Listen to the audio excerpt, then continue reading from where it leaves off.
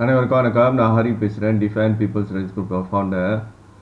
Okay, இந்த video நான் எதுக்கு செய்கிறேன்னா என்னை ரொம்ப லேட் பண்ணுறாதீங்க காப்பாற்றுறதுக்குன்னு சொல்கிறேன். ஏன்னா சூரியன் கண் கட்ட பிறகு சூரிய நமஸ்காரம் பண்ணி புண்ணியம் இல்லை, அதுக்காக சொல்கிறேன், உங்கள் நல்லதுக்காக சொல்கிறேன். ஓகே, ஏன்னா நீங்கள் அதுக்கப்புறம் ஹரிதாஸ் நீங்கள் இழந்துட்டிங்கன்னா உங்களை இப்போ இந்த நாட்டில் ஹரிதாஸ்னு ஒருத்தனால தான் சேஃப் பண்ண முடியும். ஏன்னா அவன் தான் அவங்களுக்கு சின்சியராக இருக்கான், மொத்தம்லாம் அவங்கள வச்சு காசு பண்ண பார்க்குறான். இந்த ஹரிதாஸ்க்கு காசில் இன்ட்ரெஸ்ட் இல்லை. ஓகேவா, அவன் வேலு கவுண்டரோட பேரை அவங்களுக்கு வாக்கு கொடுத்தல, அவங்க உரிமையை காக்கணும். உங்கள் உரிமையை காக்கணும்னா, எங்களாம் நிம்மதியாக வாழணுன்னா, அடுத்தடுத்த ஜெனரேஷன் எல்லாமே நிம்மதியாக வாழணும்னா, இந்தியன்ஸ் எல்லாம் தலை நிமிர்ந்து நிற்கணும்னா அந்த நாட்டில் அவன்கிட்ட பிளான் இருக்குது, ஹரிதாஸ் கிட்ட பிளான் இருக்குது. ஓகேவா, சட்ட வழியில் இதை சண்டை சச்சரவு இல்லாமல் செய்யறதுக்கு பிளான் இருக்குது, ஒரு சூப்பர் டூப்பரான பிளான் இருக்குது. ஓகேவா, யாருமே உங்களை தப்பு சொல்ல மாட்டாங்க, போலீஸ்லாம் தப்பே சொல்ல மாட்டாங்க, நம்ம பாட்டுக்கு நம்ம வேலையை செஞ்சுட்டு போகலாம்.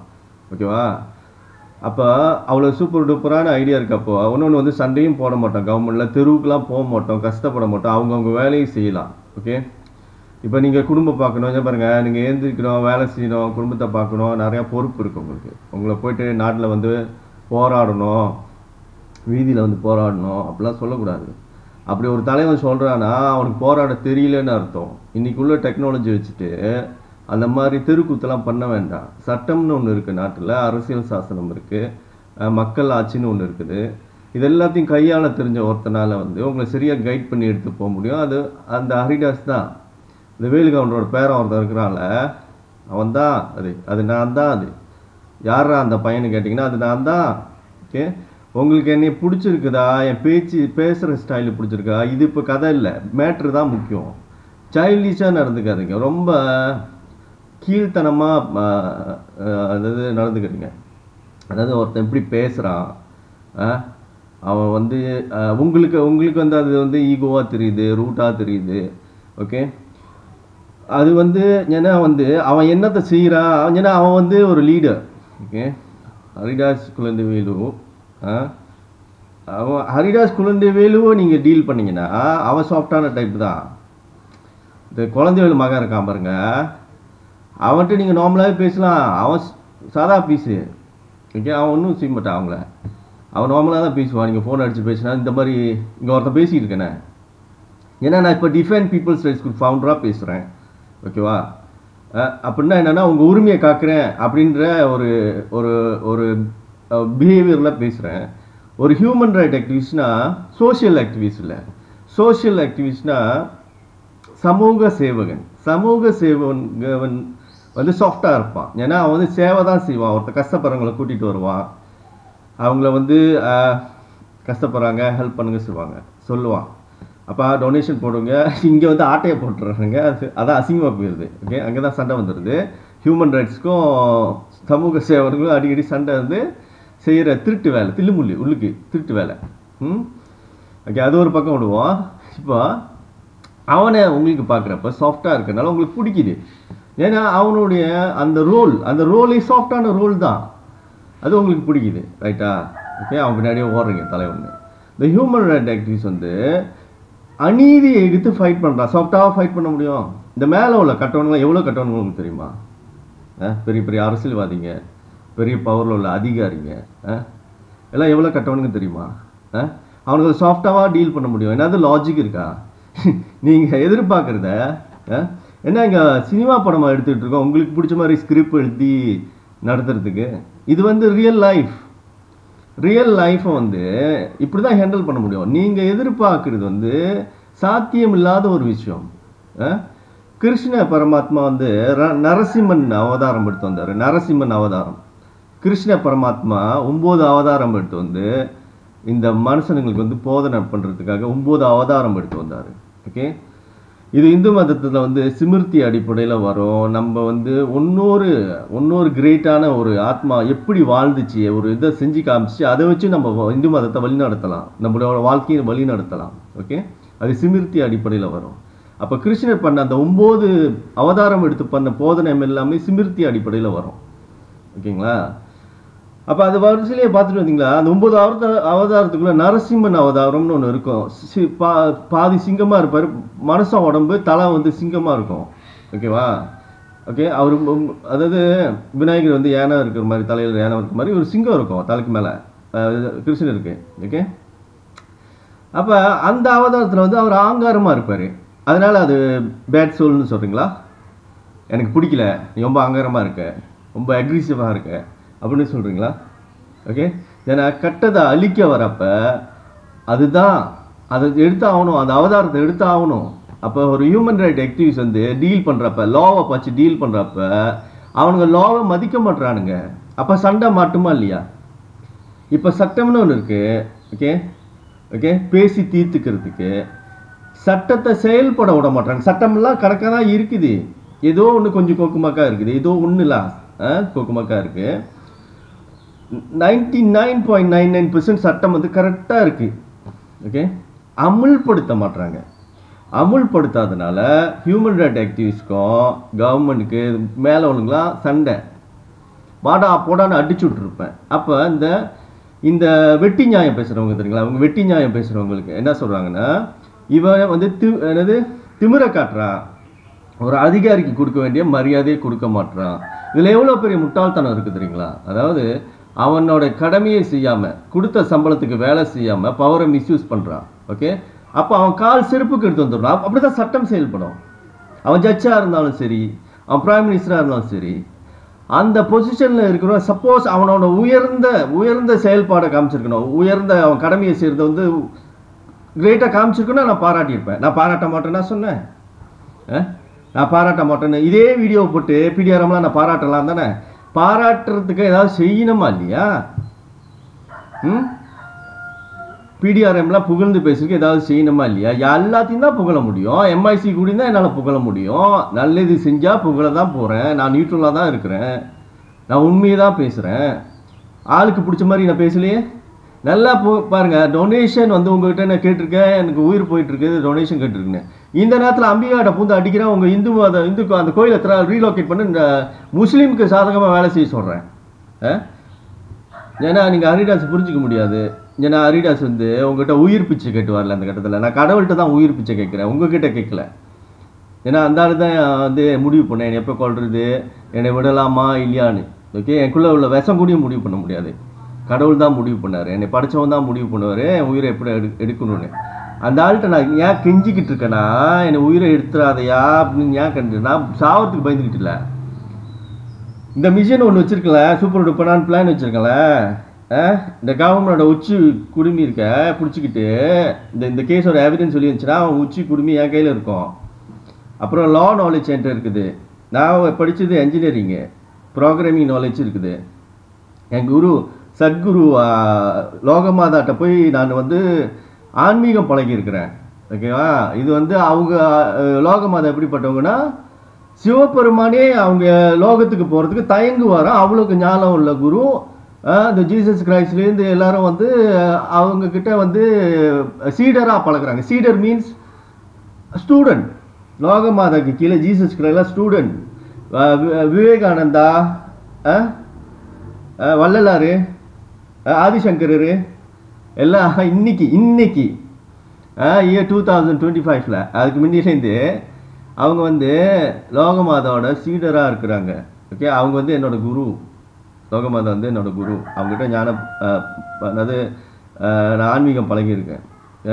ஒரே டேபிளில் உட்காந்து சாப்பிட்ருக்கோம். அவங்க சாப்பாட்டு மங்குலேருந்து உள்ள சாப்பாடை தூக்கி போடுற அளவுக்கு க்ளோஸாக இருந்திருக்கோம். அம்மா பிள்ளை மாதிரி க்ளோஸாக பழகியிருக்கோம்.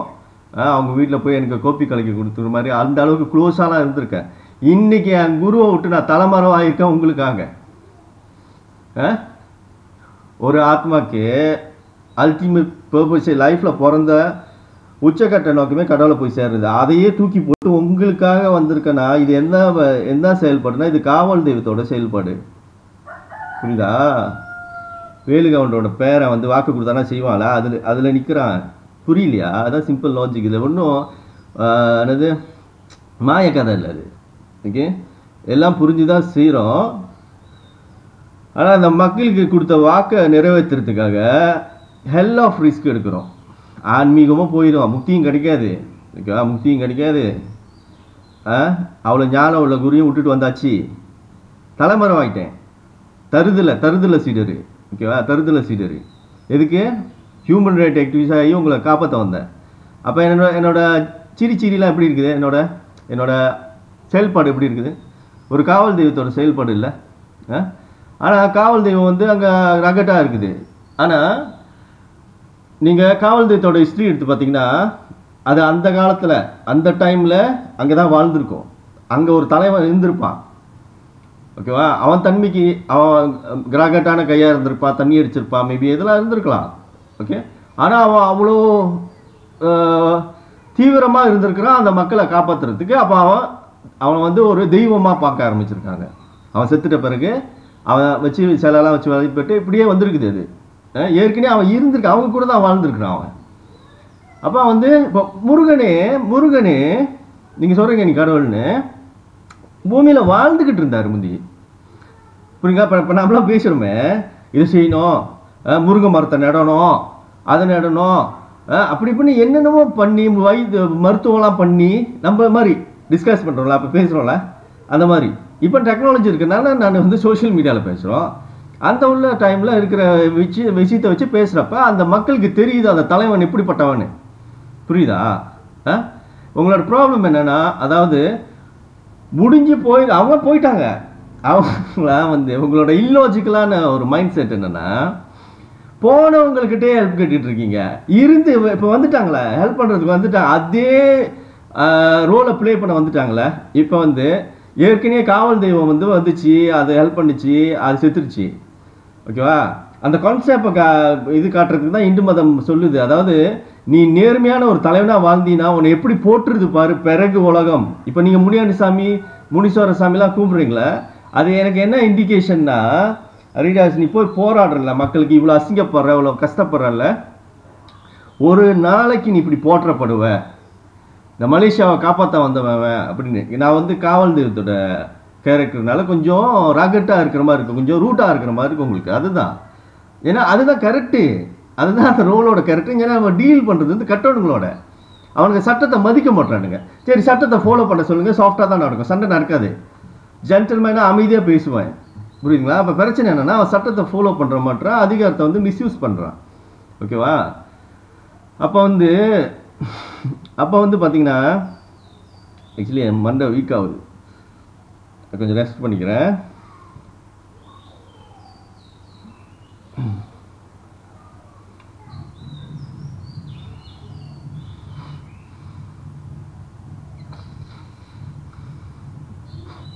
Okay,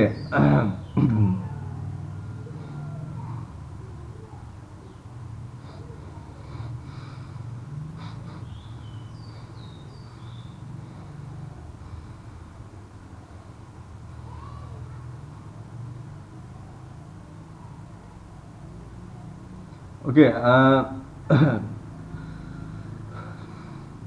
okay.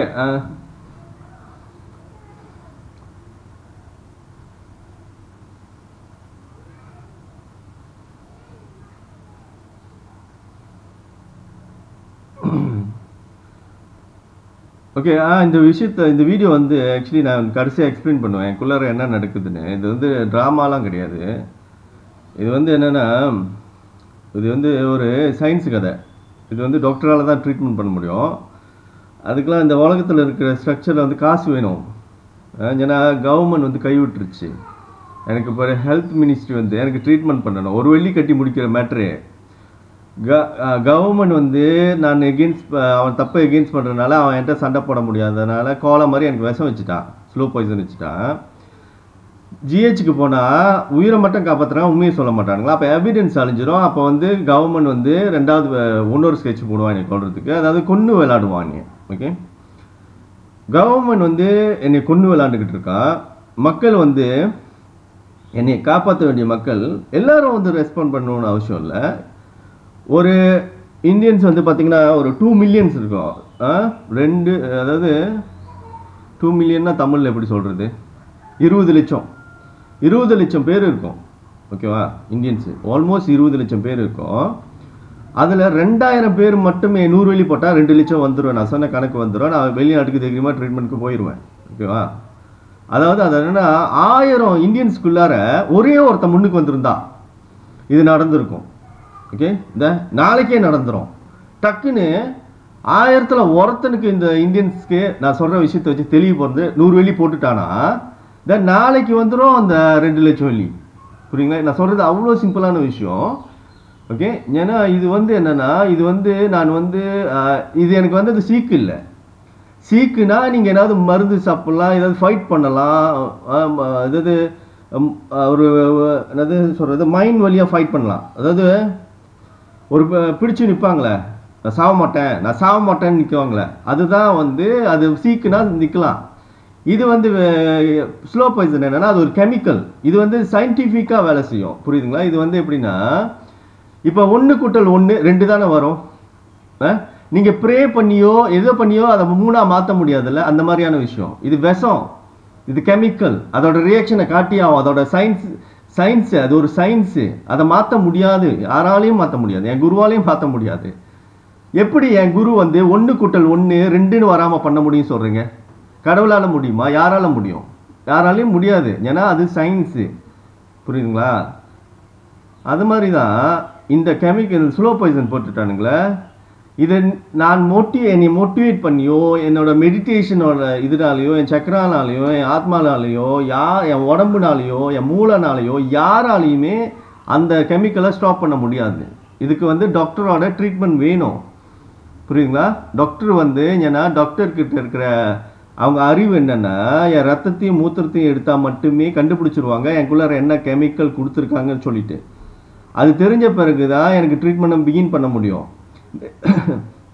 இந்த எம்ஆர்ஐ பண்ணுறாங்களே, மூளையெல்லாம் ஸ்கேன் பண்ணுறாங்களே, அது எதுக்குன்னா ஆர்கன்ஸ்லாம் எந்த அளவுக்கு டேமேஜ் ஆகிருச்சு உடம்புல, இந்த அட்டாக் வந்த பிறகு இதெல்லாம் எங்கெங்கே பாதிப்பு வந்திருக்குது, எந்த லெவலுக்கு செத்துருச்சு, ஆர்கன்லாம் எந்த அளவுக்கு அதோட செல்லாம் செத்துருச்சு அப்படின்னு சொல்லிட்டு எவ்வளோ நாளைக்கு எந்த மெடிசன் கொடுக்கணும்னு அவங்க முடிவுக்கு வருவாங்க. இந்த டெக்னாலஜி எல்லாம் டாக்டர்கிட்ட இருக்குது, என்னோட குரு கிட்ட இல்லை. புரியுதுங்களா? என் குருக்கிட்டே போனாலும் டாக்டர்கிட்ட போடாதான் சொல்லுவாங்க. நான் இப்போ போக மாட்டேன்னு சொல்லலையே, டாக்டர்கிட்ட போக மாட்டேன்னு சொல்லலையே. இந்த கண்ட்ரியில் உள்ள அநியாயம், தொழில் தர்மத்தை ஃபாலோ பண்ணாத ஒரு ஹாஸ்பிட்டல் வச்சிருக்கிறானுங்க, ஜெனரல் ஹாஸ்பிட்டல்னு சொல்லிட்டு. ஓகேவா? ப்ரைவேட்டுக்கு போனால் பயப்படுறான், ட்ரீட்மெண்ட் பண்ணுவான், ஆனால் உண்மையை மறைச்சிடுவான். அவனும் மறைச்சிடுவான், விஷம் போட்டதை சொல்ல மாட்டான், அவனும் சொல்ல மாட்டான், கவர்மெண்ட்டுக்கு பயந்துக்கிட்டு. ஏன்னா அவன் என்னோட ஒரு சொல்லி என்ன செய்ய போகிறான், எனக்கு நியாயம் வாங்கி கொடுத்து என்ன செய்ய போகிறான், அவன் பிஸ்னஸ் அழிச்சுக்குவானா? யோசிச்சு பாருங்க, லாஜிக்காக யோசிச்சு பாருங்க. ஆனால் வெளிநாட்டுக்கு மலேசியா கவர்மெண்ட்டை பார்க்க பயந்துறதுக்கு அவசியம் இருக்கா? லாஜிக்காக பேசுவோம். வெளிநாட்டுக்காரன் பயப்பட மாட்டான். இந்த பூச்சாண்டி அரசாங்கத்துக்கு நானே பயப்பட மாட்டேன், எப்படி வெளிநாட்டு பயப்படுவான்? அவனுங்க மீடியா வந்து அவனோட மீடியா வந்து இந்த மீடியா போய் கண்ட்ரோல் பண்ண முடியுமா? மலேசியா போலீஸ் வச்சு பிடிச்சி போடுவோன்னு இவனுங்களாம் மதிக்கவே மாட்டானுங்க. எந்த நாட்டிலையும் நானே மதிக்க மாட்டேறேன், சிட்டிசனாக இருந்து.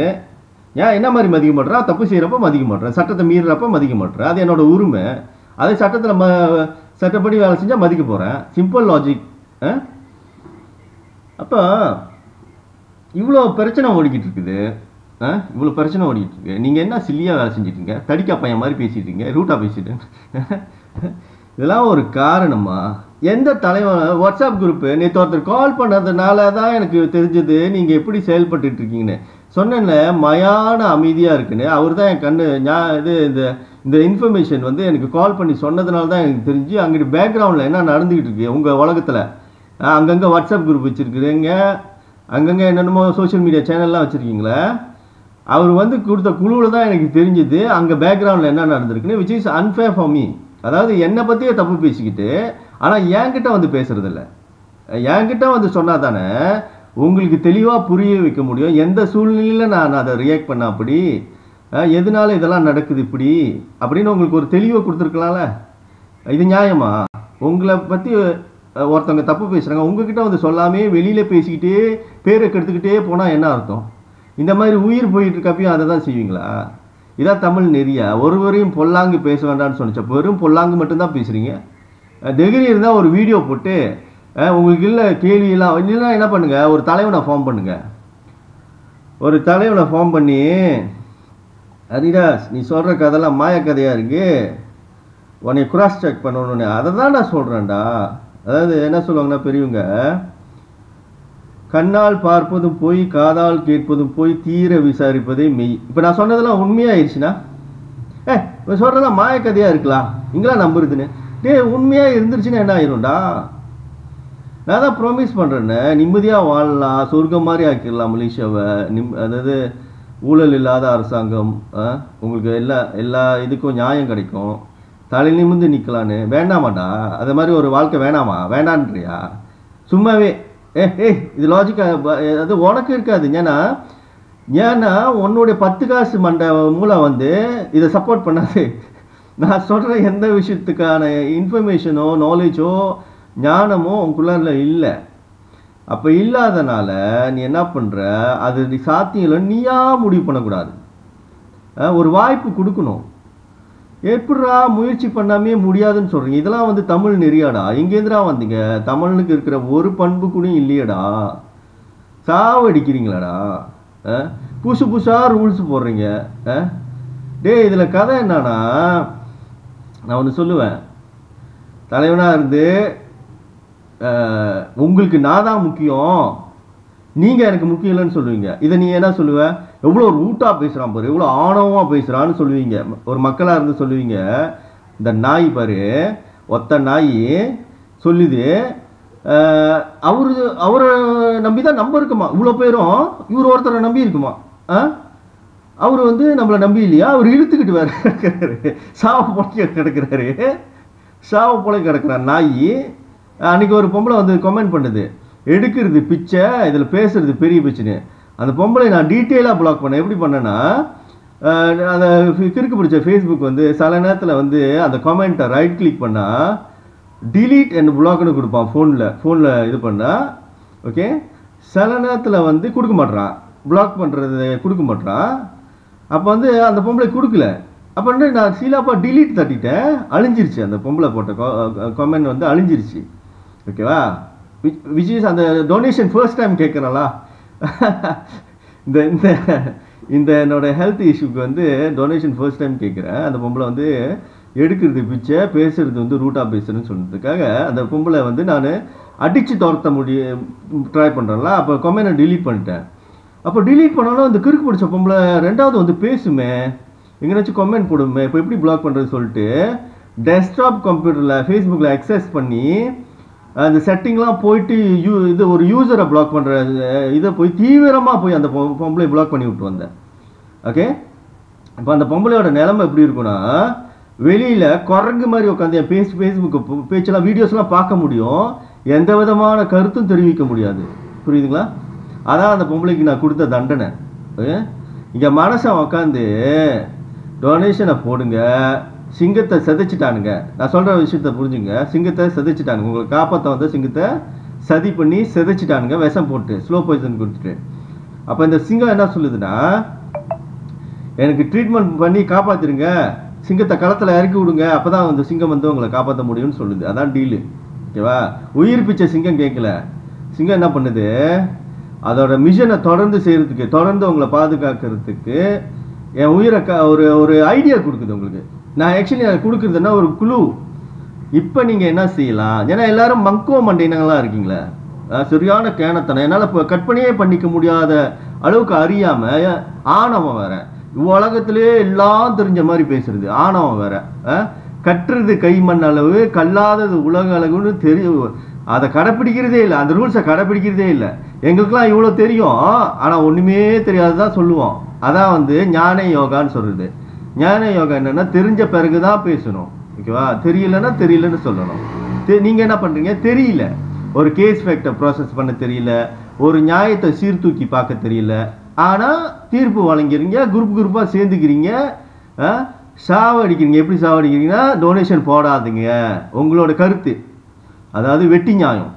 அதாவது நான் ஒன்று சுருக்கமாக சொல்லுவேன், அரிடாஸ் கிட்ட மயிறு நியாயம் பேசாதீங்கடா, அவன் கேட்க மாட்டான்டான்னு சொல்லுவேன், கேட்க மாட்டேறீங்க. ஓகே. ஆக்சுவலி அரிடாஸோட இன்டெகிரிட்டியை பற்றி உங்களுக்கு தெரியல.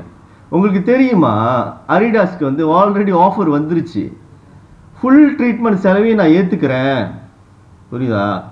ஃபுல் ட்ரீட்மெண்ட் செலவையும் ஏற்றுக்கிறேன், இந்தியாவில் போய் உங்களை ட்ரீட்மெண்ட் பண்ணி காப்பாற்றி எடுத்து வரேன்னு ஆஃபர் என்றைக்கோ வந்துருச்சுலா. புரியுதா? ஆஃபர் என்றைக்கோ வந்துருச்சு. ஓகே. நான் உயிர் பிச்சைலாம் உங்ககிட்ட கேட்கல. அந்த ஆஃபரை எடுத்துகிட்டு போயிருக்கலாம். என்கிட்ட இன்டெகிரிட்டின்னு ஒன்று இல்லைனா என்கிட்ட வந்து அதை எப்படி சொல்கிறதுனா ஒரு கடமை உணர்ச்சி. இப்போ வந்து நான் உங்களுக்கு தலைவனாக இருக்கிறேன், நீங்கள் தலைவனாக பார்க்க மாட்டீங்க, எனக்கு குப்பியாக பார்க்குறீங்க, அது ஒரு பக்கம் இருக்கட்டும், ஓகேவா?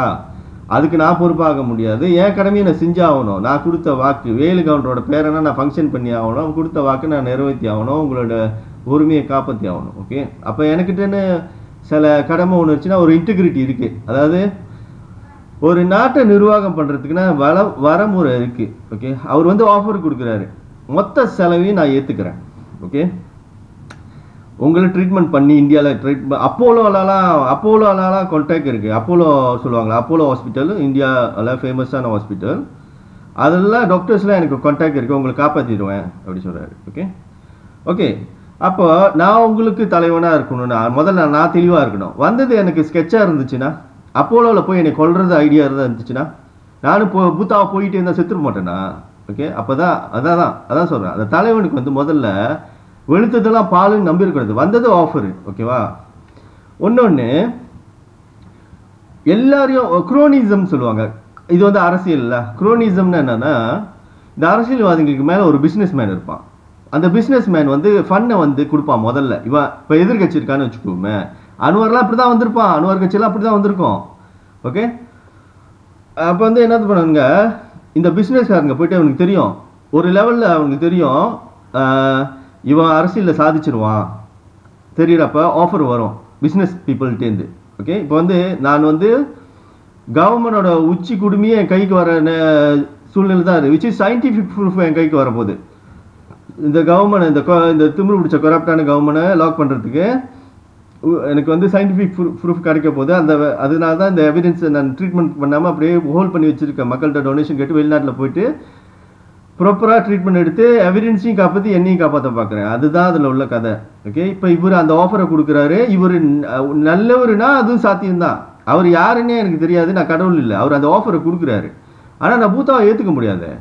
ஓகே, ஒன்று அப்புறம் குரோனிசம் சொல்லுவாங்க. குரோனிசம்னா என்னன்னா, ஒரு ஆஃபரை எடுத்துக்கிறது. பிஸ்னஸ் பீப்புள்கிட்டேருந்து நீ ஒரு தலைவன் ஆஃபரை எடுக்கக்கூடாது, அது தப்பு.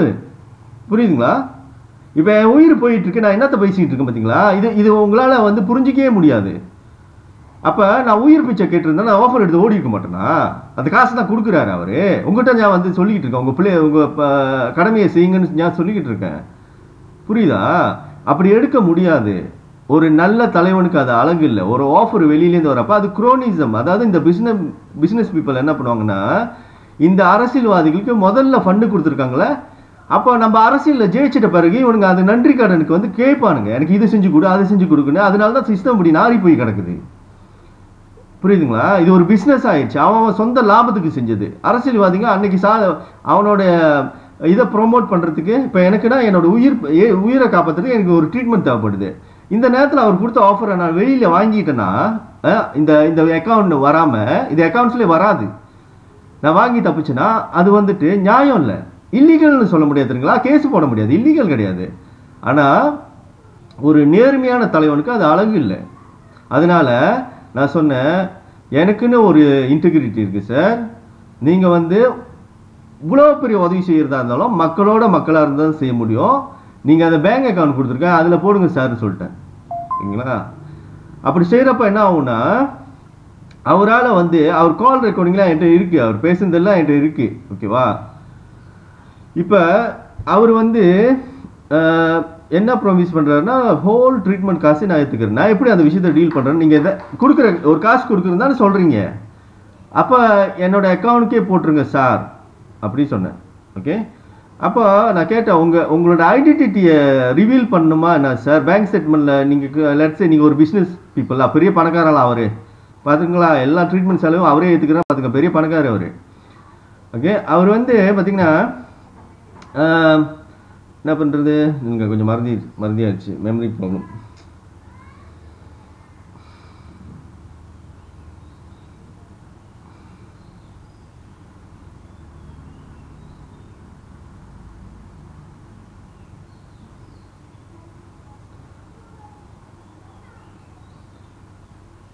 ஓகே, அவர் வந்து அவரோட ஐடியா வந்து ஹெல்ப் பண்ணுறது.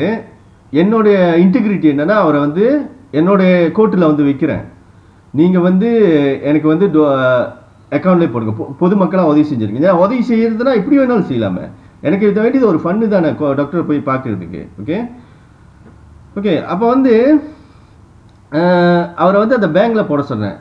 சார் நீங்கள் எவ்வளோ செய்கிறீங்க உங்கள் மனசை பொறுத்தது சார், நீங்கள் செய்யணும் செய்யாமல் இருக்கலாம், ஆனால் உங்களுடைய ஸ்டைலில் நான் வரமாட்டேன் சார் சொல்லிட்டேன். நீங்கள் சொல்கிறீங்களா, நீங்கள் போயிட்டு என்னை கூட்டிகிட்டு போய் அப்போலோவில் போயிட்டு ட்ரீட்மெண்ட் பண்ணி அதில் இருக்கிற ரிஸ்க் என்னென்னா அப்போலோவில் செட்டிங் என்ன என்னை முடிக்கிறதுனா அங்கே முடிச்சு விட்ருவாங்க, விஷம் போட்டு முடிச்சு விட்ருவாங்க. அப்போ வந்து இந்தியாவில் அந்த டாக்டர் சொல்கிறப்போ அரிடாஸ்க்கு ட்ரீட்மெண்ட் பண்ணோம், வைரஸ் கடிச்சிச்சு செத்து போயிட்டான், ட்ரீட்மெண்ட் பண்ணி பார்த்தோம் ஆனால் காப்பாற்ற முடியலன்னு சொன்னால் என்னன்னு நீங்கள் வந்து கேஸ் போட முடியும்? இந்த மலேசியா கவர்மெண்ட் சதி பண்ணிட்டான்னு என்னன்னு கேஸ் போட முடியும்? ஒன்றும் செய்ய முடியாது. அவளுக்கு முட்டாள் கிடையாது. இவளுக்கு இந்த நாட்டில் நடக்கிற எவ்வளோ சதி நடக்குதுன்னு எனக்கு தெரியும். அப்போ வெளுத்ததெல்லாம் பாலுன்னு நான் நம்பிடுவேனா? அந்த பணக்காரன் கொடுத்த ஆஃபர் நான் எடுத்துக்குவேனா? அப்படி பண்ணப்போ நான் ஒரு கேள்வி கேட்டேன், உங்கள் ஐடென்டிட்டியை மறைக்கணுமா என்ன சார்? நான் அக்கௌண்ட்ஸ் காமிக்கிறப்ப, ஆனால் அக்கௌண்ட்ஸில் பேங்க் ஸ்டேட்மெண்ட் அட்டாச் பண்ணி காமிப்பேன். லெட்ஸு நீங்கள் ஒரு பிஸ்னஸ் பர்சனாக இருக்கீங்க, ரொம்ப பெரிய பணக்காராக இருக்கீங்க, நீங்கள் எனக்கு உதவி செய்கிறீங்கன்னா கவர்மெண்ட் மேபி உங்களை அட்டாக் பண்ண வாய்ப்பு இருக்குது. ஸோ என்ன பண்ணுவோம் சார், உங்களுக்கு வேண்டான்னா உங்களோட நேமை நான் ஹைட் பண்ணிக்கிறேன். நான் தான் சொல்கிறேன்ல, பிடிஎஃப் ஃபைலில் வந்து இந்த நேம் டீட்டெயிலாம் ஹைட் பண்ணலாம். ஓகேவா? அப்போ வந்து டேவிட் மார்ஷல் கதை இவெல்லாம் சொல்லிக்கிட்டு இருக்கானா, இந்த சதீஷா ஓகே, அவெல்லாம் சொல்கிறேன் பொய் கதை, பிடிஎஃப் ஃபைலை ஹைட் பண்ணலாம், இந்த டீட்டெயில் வேண்டான்னு. அப்போ நான் என்ன சொன்னேன், நீங்கள் காசு போட்டு எனக்கு அந்த ஸ்லிப்பை மட்டும் வாட்ஸ்அப் பண்ணியிருக்கேன் சார், நான் அப்போ வந்து என்னோடய அக்கௌண்ட்ஸ் காமிப்பேன், அடுத்த மாதம் இப்போ 3ஆம் மாதம்ல 4ஆம் மாதம் பேங்க் ஸ்டேட்மெண்ட் ஏன்னா என்ன நடந்திருக்குன்னு காமிப்பேன் சார். அந்த கட்டத்தில் உங்களோட இதை ஹைட் பண்ணிடுவேன் சார், உங்களோட டீட்டெயிலை ஹைட் பண்ணி விட்ருவேன் அப்படின்னு சொன்னேன். அப்போ அவர் என்ன பண்ணார், வேற ஆள் பேரில் பேங்கிங் பண்ணியிருக்காரு எனக்கு 1500.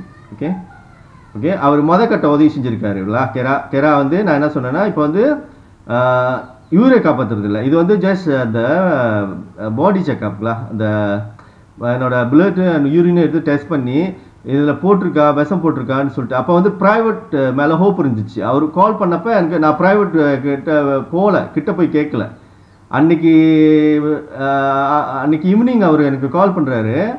அன்னைக்கு நைட்டு நான் வந்து இதில் போய் பார்க்குறேன், என்னது ப்ரைவேட் ஹாஸ்பிட்டல், 2 ஹாஸ்பிட்டல் போய் சிரமனில் கேட்குறேன். அப்போ தான் எனக்கு புரிய வருது, ப்ரைவேட் ஹாஸ்பிட்டல் வந்து பயப்படுறாங்க. என்னை வந்து என்னோட பிளட் யூரினோ டெஸ்ட் பண்ணி அவங்களும் எத்திக்ஸை ஃபாலோ பண்ண மாட்டாங்க, ஃபெசிலிட்டிஸ் இல்லைன்னு பொய் சொல்கிறாங்க. ஓகேவா? அப்போ எனக்கு தெரிஞ்சு போச்சு ப்ரைவேட்லேயும் நம்மளுக்கு வந்து உண்மையை சொல்ல போகிறது இல்லை மலேசியாவில். ஏன்னா ஆரம்பத்திலே சொல்லிச்சு, உன் நாட்டிலே நீ இந்த இவ்வளோ நடந்து போச்சுன்னா நீ உன் நாட்டிலே ட்ரீட்மெண்ட் எடுக்க முடியாது, நீ வெளிநாட்டுக்கு போயிருன்னு சொன்னிச்சு, வெளிநாட்டில் போய் ட்ரீட்மெண்ட் எடுத்துரு அப்படின்னு சொன்னிச்சு. அதான் லாஜிக்கலா? ஓகே. அப்போ இப்போ அவர் வந்து இன்னைக்கு ஸ்கெட்சு போட்டிருந்தார், நான் மாட்டிக்குவார். இப்போ எப்படி மாட்டிக்குவார், அந்த பணக்காரர் ஒருத்தர் வந்தார்ல, இதில் பல கதை இருக்குது. அரிடாஸ் கிட்ட சும்மாலாம் பூர முடியாது, பூந்தாலும் மாட்டிக்குவீங்க. இப்போ 1500 கொடுத்துட்டாரு. இப்போ என்னன்னா பாஸ்போர்ட் இருக்கான்னு கேட்டார். என் பாஸ்போர்ட் இப்போ எக்ஸ்பயராக கிடக்குது. ஓகேவா? எக்ஸ்பயராக ஆகி கிடக்குது. இப்போ ரினியூ பண்ணலான்னு பார்த்தா இப்போ ராயா வேறு வந்துருச்சு. ஓகேவா? எனக்கு இப்போ 2ஆம் தேதி 4ஆம் மாதம் வரைக்கும் இமிக்ரேஷன் ஆஃபீஸ் போயிட்டு பாஸ்போர்ட் ரினியூ பண்ண முடியாது. ஓகே, பண்ணோன்னு தான் நான் வந்து வெளிநாட்டுக்கு போய் ட்ரீட்மெண்ட் பண்ணுறதுக்கு லீகலி தயாராக இருப்பேன். ஓகே, இந்த நடக்க போகிறது என்னென்னா, அந்த டேட்டுக்கு அவருக்கு கால் பண்ணுவேன்.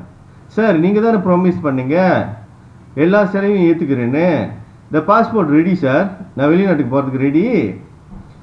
ஆனால் ரூல் இஸ் த ரூல்.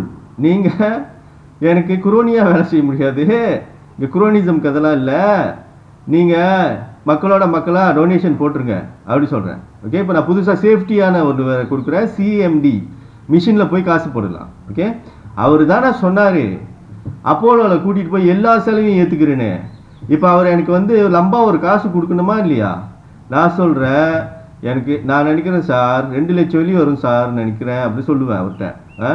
நீங்கள் இருந்தாலும் அவரை நான் ஃபோர்ஸ் பண்ணுறதுக்கு எனக்கு உரிமை இல்லைல்ல. நீங்கள் அப்படின்னா அப்போலோவில் போய் செலவு பண்ணுறேன்னா ஒரு முடிவில் இருந்திருப்பீங்க எவ்வளோ கொடுக்குறேன்னு. ஓகேவா? அப்போ அந்த காசு சார் நீங்கள் என்னோட மே பேங்க் அக்கௌண்ட்டில் போட்டுருங்க, சிஎம்டி பண்ணி விட்ருங்க சார்.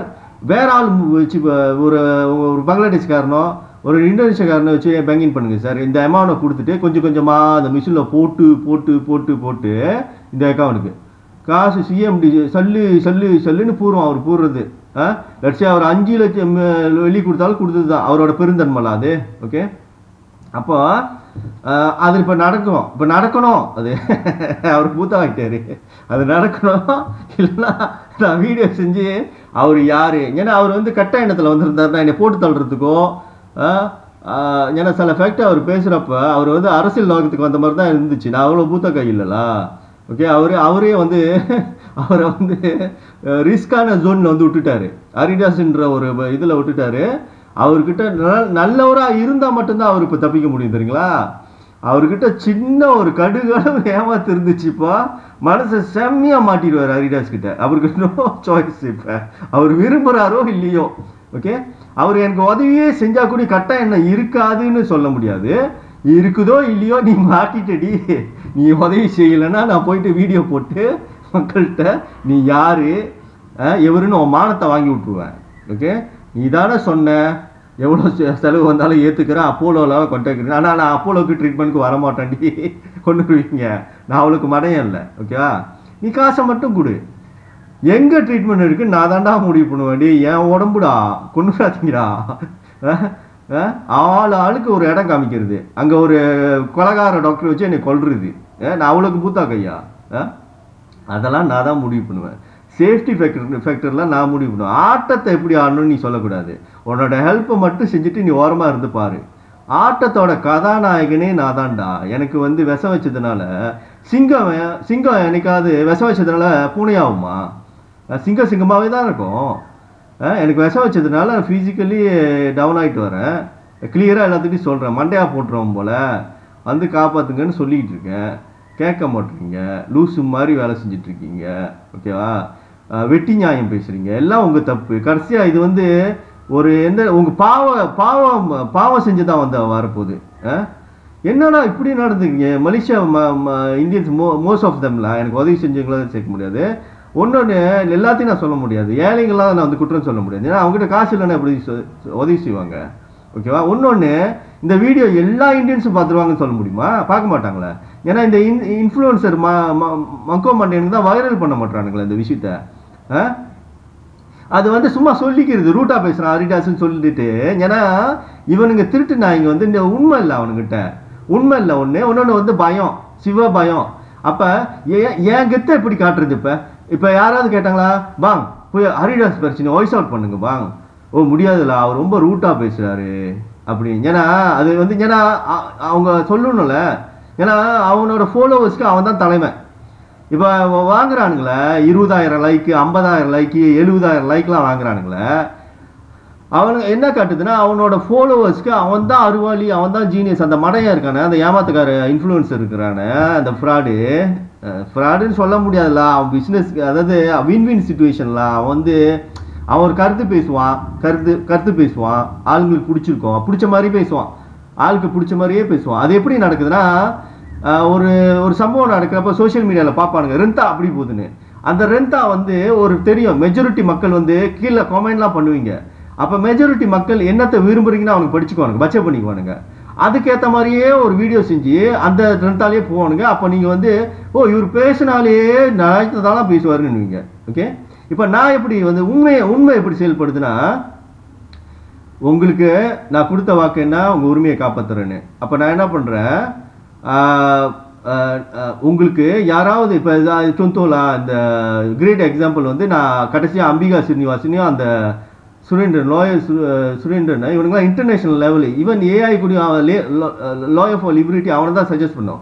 மலேசியாவில் இந்த மாதிரி அதாவது ஹியூமன் ரைட்ஸ்க்கு இப்போ எனக்கு மாதிரி விஷம் வச்சுட்டாங்கன்னா இந்த மாதிரி ஸ்லோ பாய்சன் கொடுத்துட்டாங்க, அவனை தான் ரெஃபர் பண்ண சொல்லுது. ஓகேவா, அப்போ பார்த்தீங்கன்னா ஏஐயே நம்புது. அம்பிகா ஸ்ரீனிவாசன் கேட்டு பாருங்க ஏஐட்ட, அதெல்லாம் வந்து சொல்லும், ஓ அவங்க கிரேட்டான லீடர் தான் சொல்லும். ஆனால் இந்த ஹரிடாஸ் என்ன பண்ணுறான், அதுங்க போட்டு திப்புன்னு திப்பிக்கிட்டு இருக்கான். எப்போ திப்பிக்கிட்டு இருக்கான், விஷம் போட்டு செத்துக்கிட்டு இருக்கப்போ திப்பிக்கிட்டு இருக்கான். அப்போ ஹரிடாஸை உங்களால் அவ்வளோ சீக்கிரமாக புரிஞ்சிக்க முடியாது. அவனோட இன்டிகிரிட்டி, அவன் உயிர் பூச்செல்லாம் கேட்க மாட்டான். அவன் சிங்கக்குட்டி புரியுங்களா, வேலு கவுண்டரோட பேரன். யார்கிட்டையும் வந்து உயிர் பிச்சை கேட்கல, அது கடவுள்கிட்ட தான் உயிர் பிச்சை கேட்கல, அதுவும் உங்களை காப்பாற்றுறதுக்கு தான். யோ கொஞ்சம் டைமாக குடியா, ஒரு 3 மாதம்னாச்சும் என் உயிரை குடியா. நான் அப்போ தான் ஒரு வீடியோ போடுவேன், மிஷன் டு கிரியேட் வீடியோ, இது கிரேட் கவர்மெண்ட்னு பிடிச்சிட்டு போயிடுறானுங்க, ஜெயிலுக்கு போயிட்டானுங்க. அப்புறம் வந்து கொஞ்ச நாள் செய்வேன், ரெண்டாவது பிடிச்சி போட்டுறானுங்க. அப்புறம் போச்சுன்னா இப்போ விஷம் போட்டு வேற அனுப்பியிருக்கானுங்க.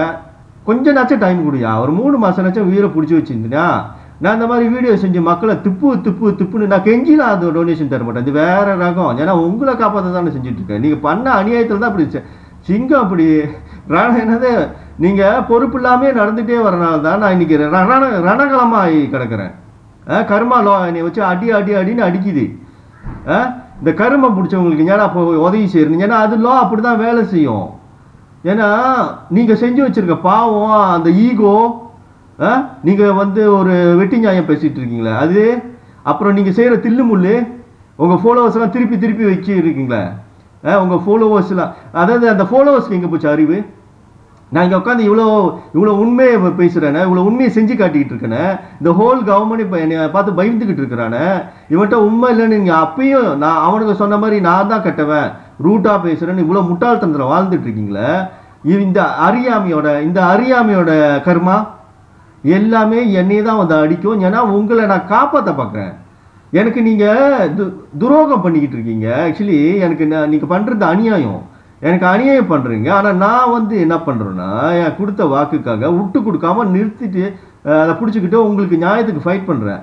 அப்போ அந்த அடி உங்களுக்கு வராது. நீங்கள் செஞ்ச அவ்வளோ பாவமும் வந்து என்கிட்ட தான் அந்த அடி வரும். இது வந்து ஜீசஸ் கிரைஸ்ட் நடந்த அதே சம்பவம் தான். அதே சம்பவம் தான் இந்த வேலுகவுண்டர் பேரனுக்கு இப்போ நடந்து போச்சு. இப்போ ஓகே, நீங்கள் ரூட்டாக பேசுறதுக்கு பதில் என்னன்னா குழந்தைவேலு மகன் வந்து அப்படி ரூட்டாக இருக்க மாட்டான். அவன் சாஃப்டாக தான் பேசுவான். நீங்கள் என்கிட்ட நேர்வழியாக அணுகிறப்ப சாஃப்டாக தான் பேசுவேன். ஏன்னா உங்களுக்கும் எனக்கும் தர்ம யுத்தம் நடக்கலை. உங்களை நான் வந்து திருத்த நினைக்கல. ஓகேவா? ஸோ இந்த சோஷியல் ப்ராப்ளம்லாம் வச்சுட்டு பெரிய அங்கே இது பண்ணுறீங்களா சோஷியல் ப்ராப்ளமை, அதாவது சமுதாயத்தில் ஒரு சம்பவம் நடக்கவே கூடாதான் சம்பவம். அதாவது ஒரு சமுதாயத்தில் ஒரு சின்ன பையன் வந்து பத்துக்கி ஃப்ளோரை ஆடிட்டான்னு வச்சுக்குமே, ஒரு டான்ஸ் ஆடிட்டான், தைப்பூசம் அப்போ ஒரு ஆட்டம் ஆடிட்டான்னு வச்சுக்குமே, அதில் 1000 வீடியோ போட்டு விவாதம் பண்ணுவானுங்க. அது என்ன சரியான சின்ன இஷ்யூ, அது வந்து ஒரு சோஷியல் ப்ராப்ளம். அந்த பையனுக்கு அழகாக அட்வைஸ் பண்ணியிருக்கலாம். ஓகேவா? ஓகே, அவன் வீடியோ போட்டு அதுக்காக அதை குரல் கொடுத்தானுங்க. Okay fine. இப்போ கேள்வி என்னன்னா, அந்த சின்ன விஷயத்துக்கே குரல் கொடுத்த நீயே இன்னைக்கு கவர்மெண்ட் இவ்வளோ பெரிய அநியாயம் பண்ணியிருக்கிறான். ஒரு ஹியூமன் ரைட் ஆக்டிவிஸ்ட் உங்களுக்காக போராடணுக்கு விஷம் கொடுத்து ஸ்லோ பாய்சன் வச்சு அனுப்பி விட்டுட்டு ஃபேர் ட்ரீட்மெண்ட் கொடுக்க மாட்டான். ஏன்டா பயந்தாங்கோலிங்களா ஒருத்தன் கூடயும் வாய்ஸ் அவுட் பண்ண மாட்டீங்க? அப்போ இது எதை காட்டுதுன்னா உங்களுக்கு வந்து சமூக பொறுப்பே கிடையாதுடா. இந்த இன்ஃப்ளூயன்சர் மயிறு மட்டைங்களுக்கெலாம் வந்து இது சமூக பொறுப்பு இல்லை. ஓகேவா? ஒன்று வந்து சரி அங்கேயும் அவங்களுக்கு கொஞ்சம் சீர்தூக்கி பார்த்தோமா, சரிடா உங்களுக்கு சமூக பொறுப்பே இல்லைன்னு சொல்ல முடியாது, செய்கிறீங்க. இருந்தாலும் நீங்கள் வந்து தைரியம் இல்லை, ரெண்டில் ஏதாவது ஒத்துக்கணும்டா. நீங்கள் ஒரு கோலைங்க, அதாவது இந்த விஷயத்தில் புதான் ரிஸ்க்கு. கவர்மெண்ட் எகெயின்ஸ்ட் பண்ணுறது, கவர்மெண்ட் வருவான் என்னை அழிப்பான் அப்படின்னு சொல்லி ரிஸ்கில் இருக்கீங்க. ரெண்டில் ஏதாவது ஒன்று ஒத்துக்கணும். ஒன்று இப்போ நீங்கள் பொறுப்பு இல்லை, நீங்கள் நல்லவனா நடிக்கிறீங்க, இல்லைன்னா நீங்கள் நல்லவங்க தான் ஆனால் வந்து உங்களுக்கு தைரியம் தில் இல்லாத ஆள். அதுதான் அங்கே பிரச்சனை. அப்போ பிரச்சனை உங்கள்கிட்ட வச்சுட்டு அப்போ உங்களால் வந்து எனக்கு உதவி செய்ய முடியல அப்படின்னா உங்களுக்கு வந்து ஒன்று கட்டவங்களாக இருக்கணும், இல்லைனா வந்து நீங்கள் வந்து தைரியம் இல்லாதவங்களாக இருக்கும். அப்போ இருக்கப்போ நீங்கள் எந்த வகையிலும் எனக்கு உதவி செய்ய முடியாது. உதவி செய்யலாம் பரவாயில்லைங்க, உபத்திரம் செய்கிறீங்க, எதுக்குலாம் கட்டது செய்கிறீங்க. நீ போயிட்டு என்னை ரூட்டாக பேசுகிறேன்னு பரப்பி விட்டுட்டீங்கன்னா உன்னோட ஃபாலோவர்ஸ் மக்க மாட்டேனுங்களாம் வந்து உன்னை நீயும் ஒரு தலைவன் நம்பிட்டு இருக்கானுங்களா. நீ ஒரு கோலையாக இருக்கணும், இல்லைன்னா கட்டவனாக இருக்கணும். உன்னையும் ஒரு தலைவன் நம்பிட்டு ஃபாலோ பண்ணிக்கிட்டு 70,000 லைக்கு அதெல்லாம் போட்டுட்டு இருக்கானுங்களே அந்த லூசு மாட்டேனுங்க. அவனுங்களாம் பச்சை பிள்ளை மாதிரி நம்பிடுவானுங்களா? அவனுக்கு இருக்க அறியாமையில நம்பிடுவானுங்கடா. ஓ ஆமாம் அரிடாஸ் ரூட்டாக தான் பேசுகிறான்னு. ஆனால் ஹியூமன் ரைட் ஆக்டிவிஸ்டாக ஃபங்க்ஷன் பண்ணிட்டு இருக்கேன்னு, என் வேலையை செஞ்சுட்டு இருக்கேன்னு, அதுக்கு வந்து நீங்கள் நன்றி கடன் பண்ணாமல் என்னடா அது வெட்டி நியாயம் பேசிட்டு மயிர் நியாயம் பேசிகிட்டு இருக்கீங்க. நான் உயிராக இருக்கிறப்ப உதவி செய்ய விடாமல் ஏன்னா வந்து பாவத்தை தேடிக்கிறீங்க. இது எவ்வளோ பெரிய பாவம் தெரியுமா அது? நான் சொல்கிற ஃபேக்டை வச்சு யோசிச்சுப்பாரு. இவர் நரசிம்மன்னா வந்து அந்த கிருஷ்ண பரமாத்மா ஆங்காரமாக வந்தவர், புத்தரா வந்து சாந்தமாக அடி வாங்க வர்றான், செம்ம அடி வாங்க வர்றான் புத்தரா கடைசி அவதாரம் எடுத்து. புரியுதா? நீ வாழ்க்கையில் ரொம்ப விஷயம் உனக்கு தெரியல. ஓகேவா? நீ முதல்ல என்னை காப்பாற்றிட்டு உங்களுக்கு தெளிவை கொடுக்கறதுக்கு நான் தான்டா முடியும். உங்களுக்கு சட்ட அறிவு கொடுக்கறதுக்கும் சரி, ஆன்மீக அறிவு கொடுக்கறதுக்கும் சரி, இங்கே ஒருத்தன் தான் இருக்கிறேன். இப்போ சின்சியராக இந்த நேரத்தில் உயிர் போயிட்டு இருக்கப்ப என்னடா வச்சு விவாதம் பண்ணியிருக்க? எலி மாதிரி லேப்பில் உள்ள விஷம் போட்டு டெஸ்ட் பண்ணுற எலி மாதிரி ஆக்கிட்டீங்கடா. கவர்மெண்ட் வந்து என்னை கொண்டு விளாண்டுக்கிட்டு இருக்கான். நீங்கள் என்னமோ என்னைய வச்சுட்டு அரிடாஸ்க்கு விஷம் போட்டாங்களா, ஓகே பார்ப்போம் எத்தனை நாளில் சாவறான்னு பார்ப்போம் அப்படின்னு பார்க்குறீங்களாடா? என்னடா செய்ய நினைக்கிறீங்க? ஒன்றும் புரிய மாட்டேங்குதுடா. டேய், மனுஷனா கொஞ்சம் ஈரம் இருக்கும்டா. மனசுக்குள்ளே கொஞ்சம் ஈரம்னு ஒன்று இருக்கணும். ஒருத்தன் இவ்வளோக்கு நம்மளுக்கு சின்சியராக இருக்கிறானே, அதுவே அவங்களுக்கு புரியலையாடா. உங்களுக்கு நான் இவ்வளோ நன்மை செய்கிறேனே புரிய மாட்டேங்குது. அப்போ மண்டையில் அருவுன்னு ஒன்று இருக்கா? மண்டையில் என்னடா வச்சுருக்கீங்க? மூளைன்னு ஒன்று இருக்கா இல்லையாடா? மூளையை கழட்டி கீழே வீசிட்டீங்களாடா? கீழே விழுந்துருச்சா மூளை?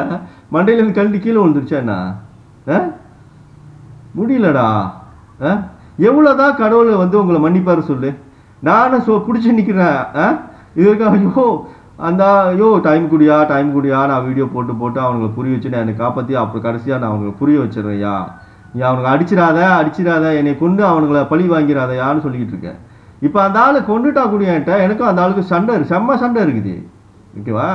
என்னன்னா அந்த ஆளுக்கு அன்பு இல்லை, அதை நான் ஏற்றுக்கிறேன். நீ எங்களை டெஸ்ட் பண்ணுற, நீ படைச்சிருக்க, உனக்கு எல்லா உரிமையும் இருக்குது. நீ என்னை சோதிச்சு என்னை பக்குவம் அடைய வைக்கிற, அதில் நியாயம் இருக்குது. நீ என்ன வேணாலும் பண்ணிக்கோ, எனக்கு என்ன கஷ்டம் வேணாலும் கொடுத்துக்கோ, நான் தாண்டி வரேன் உங்ககிட்ட. ஓகே, கேமை ஜென்டலாக ப்ளே பண்ணுவோம். ஆனால் கடவுள் வந்து அன்பு இல்லைன்னா பிரச்சனை இல்லை, உனக்கு வந்து இது இருக்கணும், நீ ஜென்டல்மேனாக நடந்துக்கணும். ஆமாம் இல்லையா? அது வந்து ரூல். நீ கடவுள்னா நியாயமாக நடந்துக்கணும், நியாயத்தோட உச்சத்தில் இருக்கணும். இது என்ன நியாயம்? இது எனக்கு டைம் கூட கொடுக்கல. நான் இவ்வளோ குழப்பத்தில் இருக்கிற மக்கள், இவ்வளோ சதி, அவங்கள சுற்றி இவ்வளோ சூழ்ச்சி நடந்திருக்கேன், அவங்கள குழப்பிட்டு இருக்கானுங்க.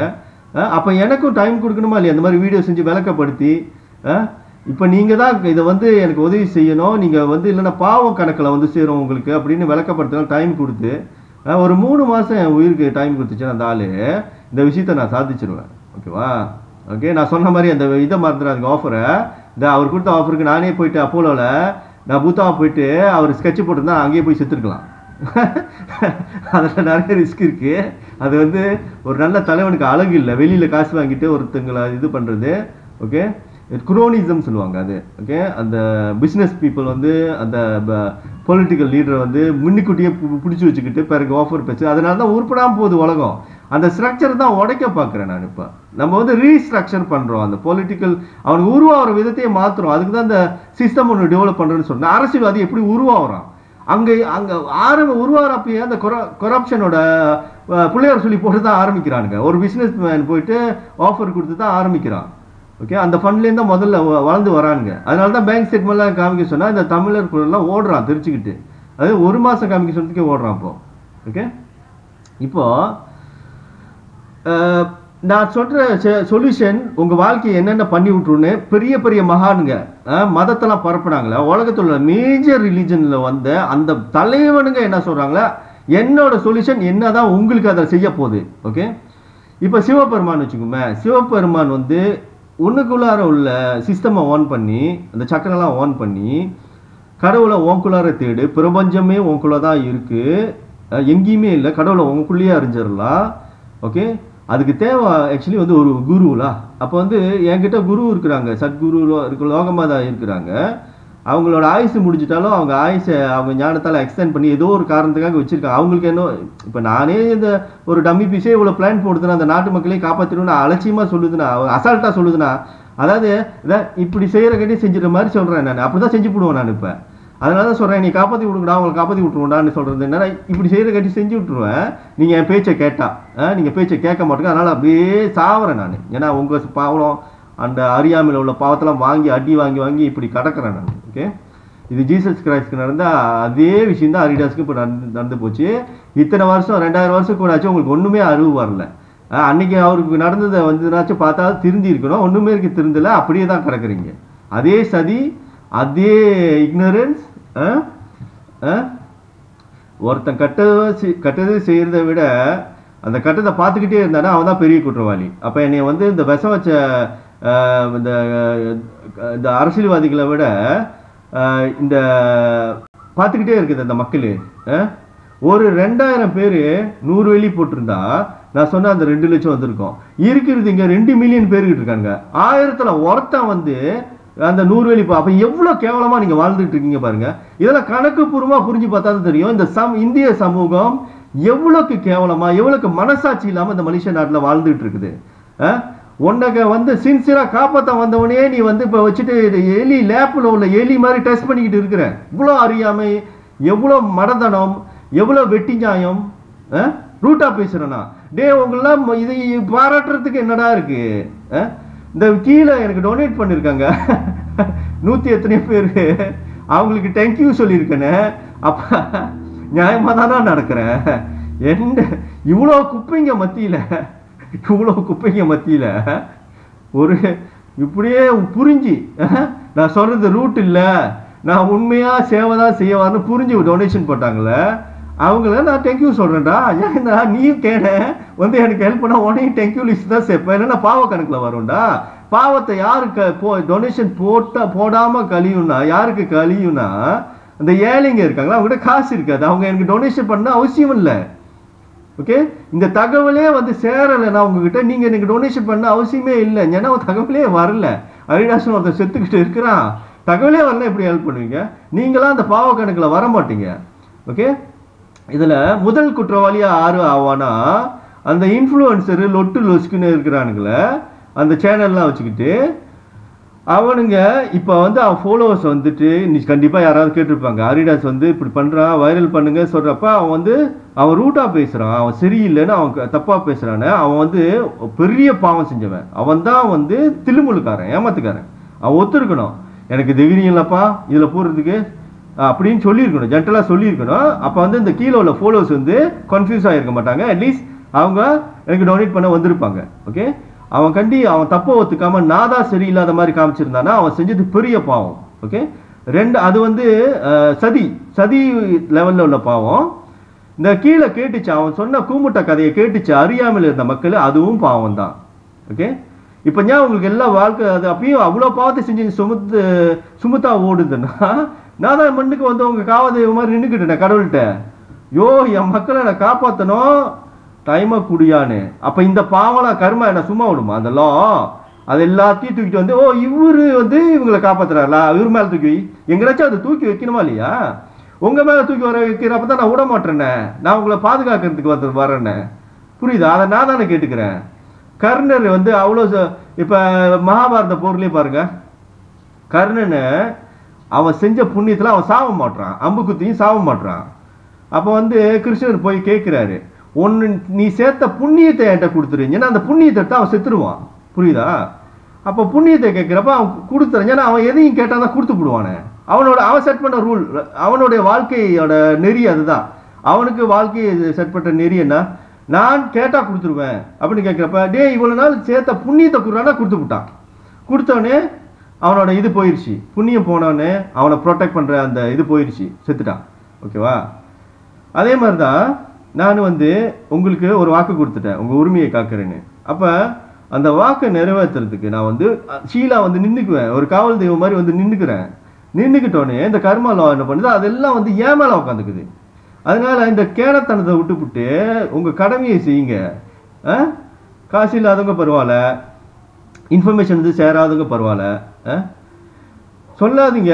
இவ்வளோ வீடியோ போட்ட பிறகு ஒரு 2000 இந்தியன்ஸு 2000 பேர் மட்டுமே 100 வெள்ளி போடுற சக்தி உள்ளவங்க இல்லை, இந்த பிரச்சனை இல்லைன்னு சொல்லாதீங்க.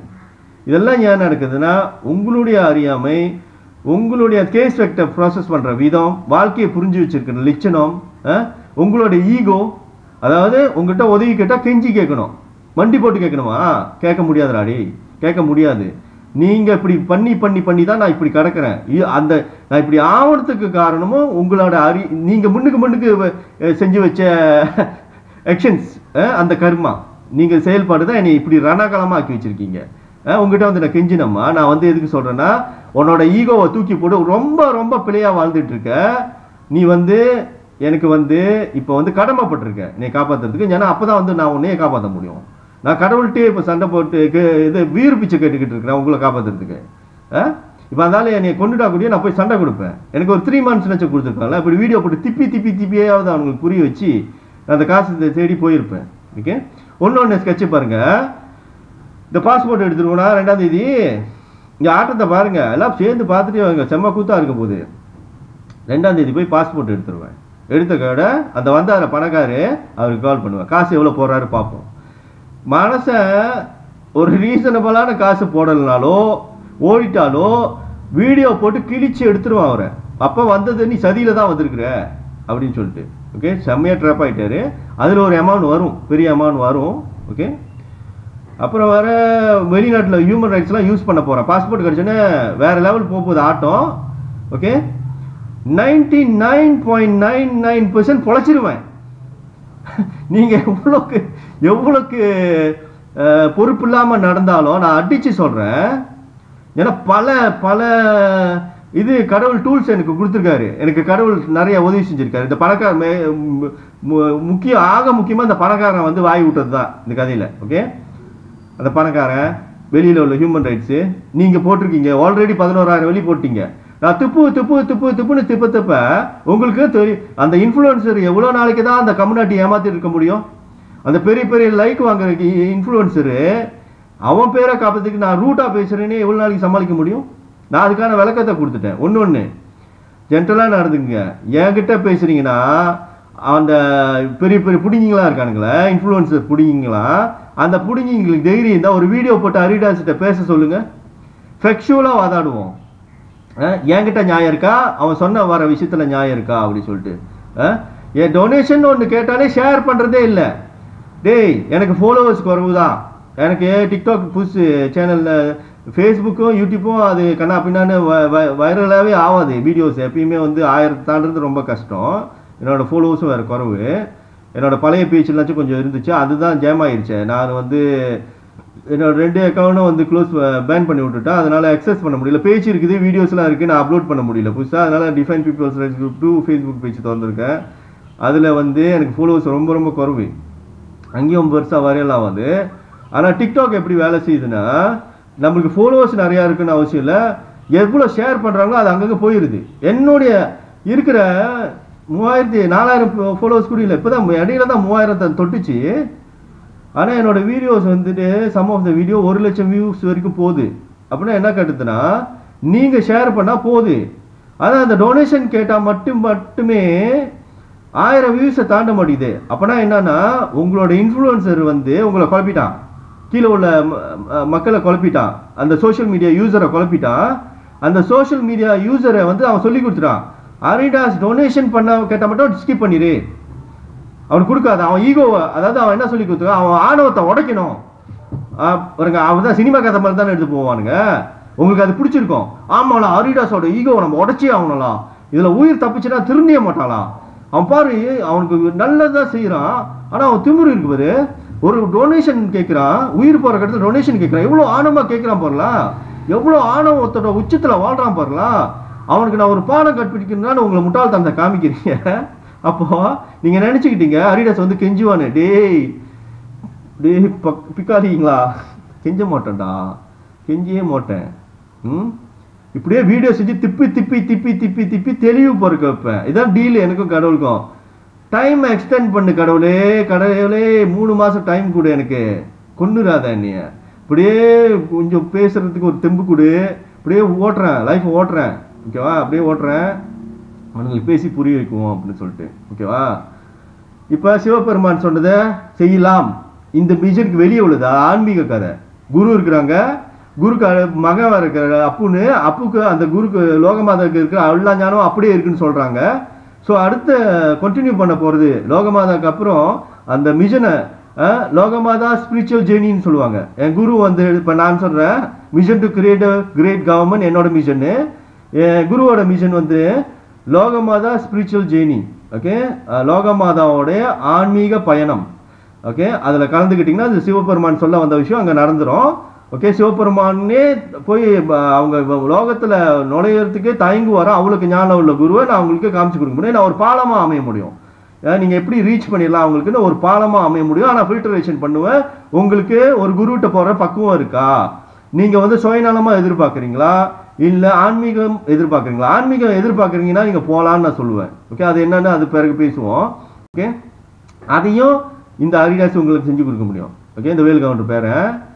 அப்புறம் கிருஷ்ணர் வந்து தர்மத்தின் வாழ்வதனை சூதுகவும் கடைசியில் தர்மமே வெல்லும் அப்படி சொல்றாரு. அதாவது ஒரு தர்மத்துக்கு போறப்ப பல சோதனை வரும், கடைசியில் ஆனால் தர்மம் என்று சொல்றேன். என்னோட மிஷன் சக்சஸ் ஆன பிறகு தர்மம் கடைசியா வெல்ல வேண்டிய அவசியம் இல்லை, முதல்ல வென்றோம். இந்த சூது ஒன்று கவுத என்னோட சிஸ்டம் போய் அந்த சூதுவை உடனே கவிரும். ஒருத்தர் தப்பு செய்யறானா உடனே தண்டிக்கப்படுவான். எந்த சிஸ்டம் இந்த கிரேட் கவர்மெண்ட் சொல்றேன்னு இந்த கிருஷ்ணர் சொன்ன வசனமே மாறப்போகுது. கடைசியில் தர்மம் அல்லாது முதல்ல இமீடியட்டா வென்றும். தர்மம் வந்து உடனே வென்றும்.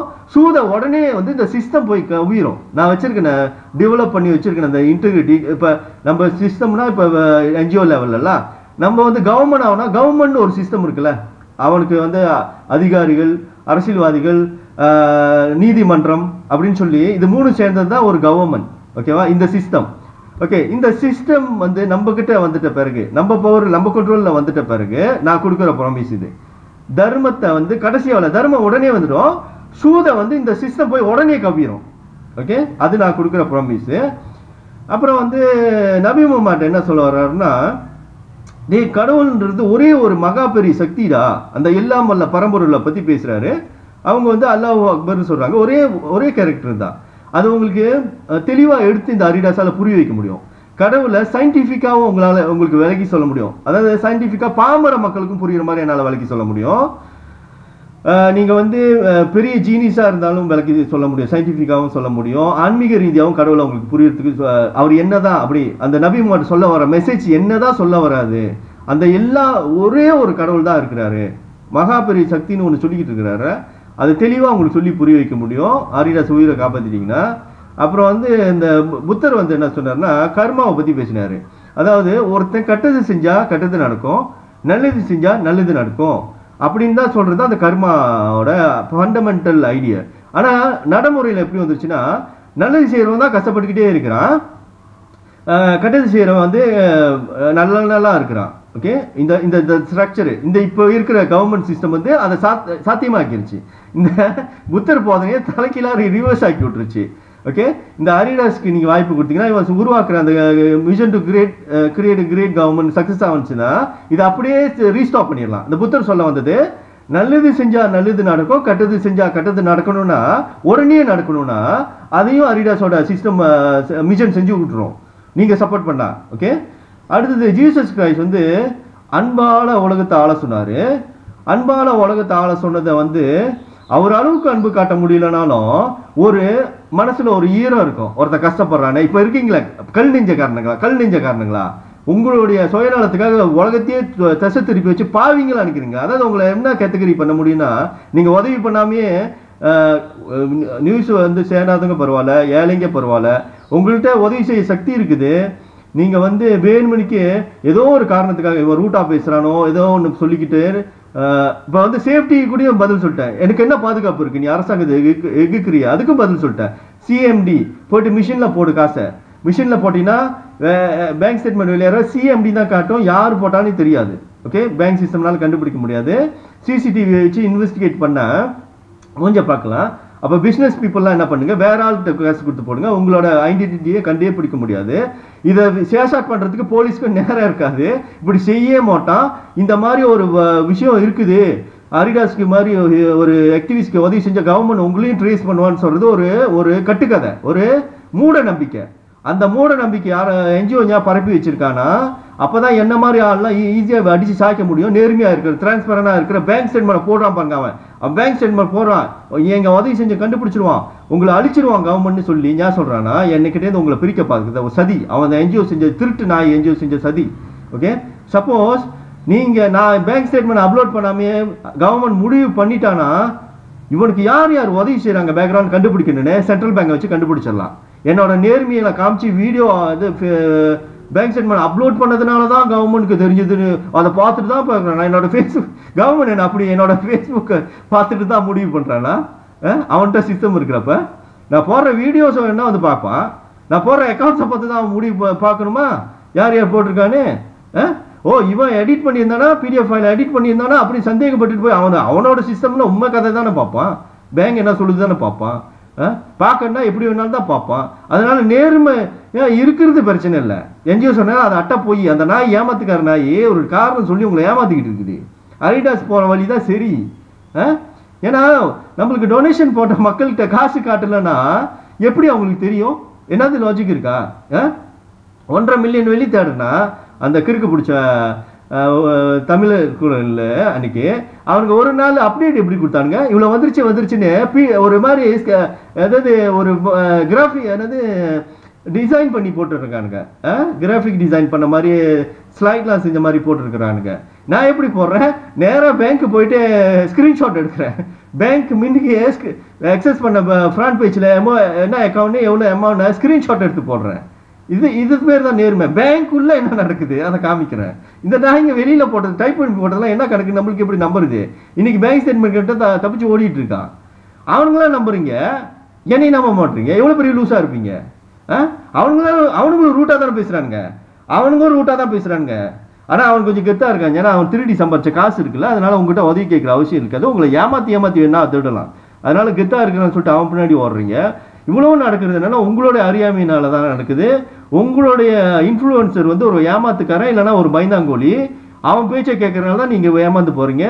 உங்களை காப்பாற்ற வந்த உண்மையான அந்த சிங்கத்தை வந்து நீங்கள் இழக்க போகிறீங்க. இப்போ அப்படியே விட்டுட்டீங்க, நான் மண்டையை போட போகிறேன். இப்போ ஓகே, உங்களுக்கு தான் நஷ்டம், எனக்கு தெரியாது. நான் இவ்வளோத்தையும் செஞ்சு கொடுக்க போகிறேன். இவ்வளோ மகானுங்களும் வந்து செய்ய நினச்சதை நான் உங்களுக்கு செஞ்சு கொடுக்குறேன்றேன்.